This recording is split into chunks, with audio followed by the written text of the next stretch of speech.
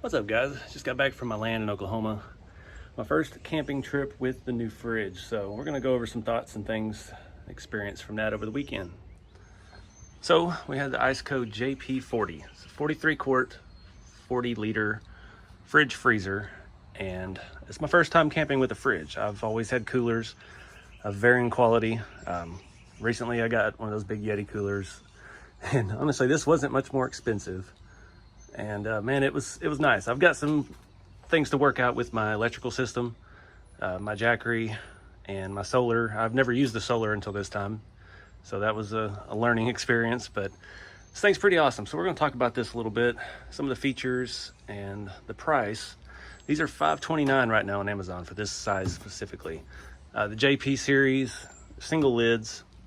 Some of their bigger ones they have dual lids and things like that, but for just me by myself, it's actually got plenty of space. It's got a removable basket in the deep well. Makes loading it a heck of a lot easier. Plus you also have this compartment back here. That's where I kept my food, sandwich stuff, and then just drinks, bottles and things up here. It does have a nice light, it's blue, and it does not attract bugs at night, which is very nice.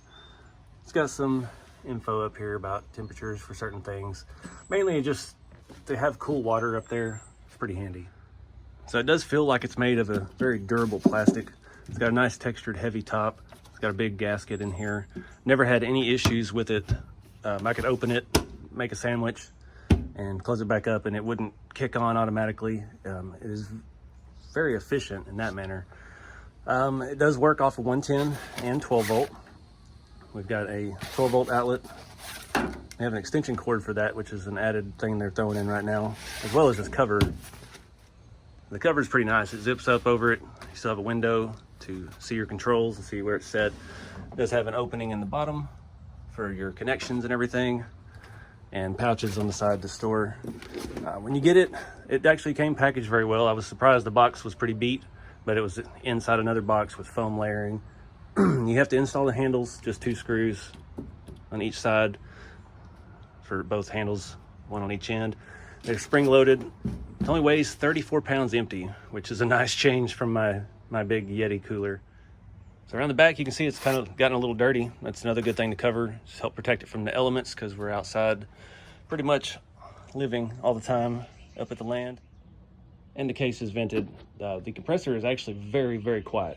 I ran it all the way down, all the way up there to my land, off the 110 outlet in the back of the Jeep.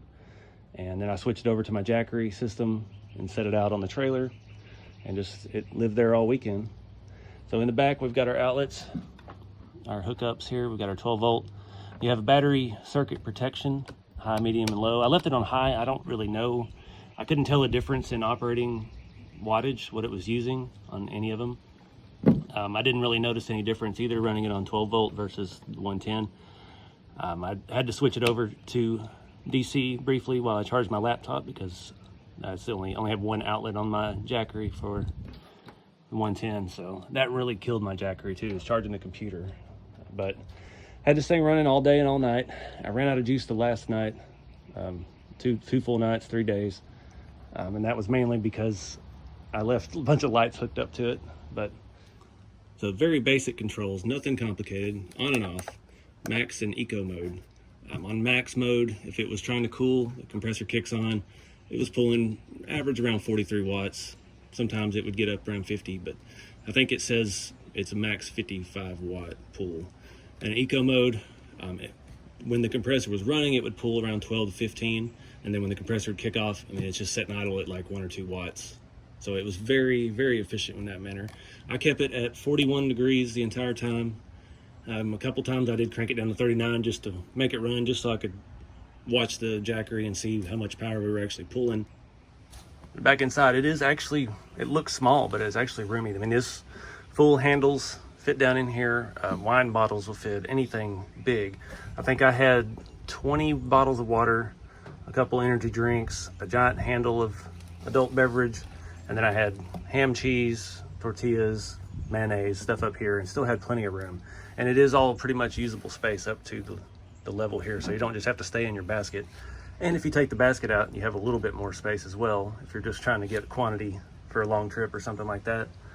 Again, no issues with it. The lid and everything is super sturdy. Make a great seat if you're out in the wilderness needing somewhere to set down people. One thing I really like is the versatility of being AC or DC powered.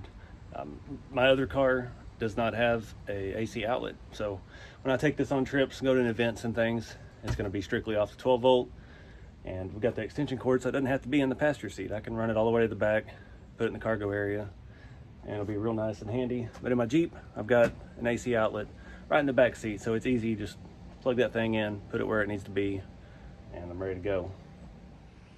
And they're real proud of their compressors. They use a ICECO Dancoff something brand compressor. I don't know nothing about refrigerator compressors, but they are very proud of them. They give them a 5-year warranty on the compressor, so that's pretty good. I don't see that on a lot of camping equipment at all.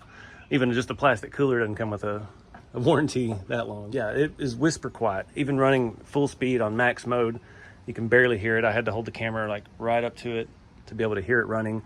I could not hear it inside the car driving down the road. So I pulled the case off of it. You see it's all solid, well built, nice materials. I'm just ecstatic with it. I didn't know what to expect. It seemed like it was going to be a big burden having to deal with all the power issues and trying to keep the solar charged and stuff like that, but it really wasn't any more trouble than trying to keep any of the rest of my electronics running. This thing just sits there and does its thing, and if you're not in it for a while, keep it out of the sun, it will stay pretty much cool all day without having to kick on. It's that well insulated. So this thing's not super heavy. Again, it's 34 pounds. It's great in the Jeep. Easy access to stuff.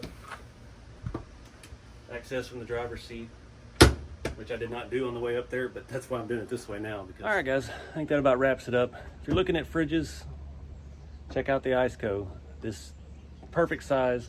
If you were gone for a long time with, you know, a family or something, you'd probably want a few more drinks than what I bring, but it's perfect size for just me, a few days.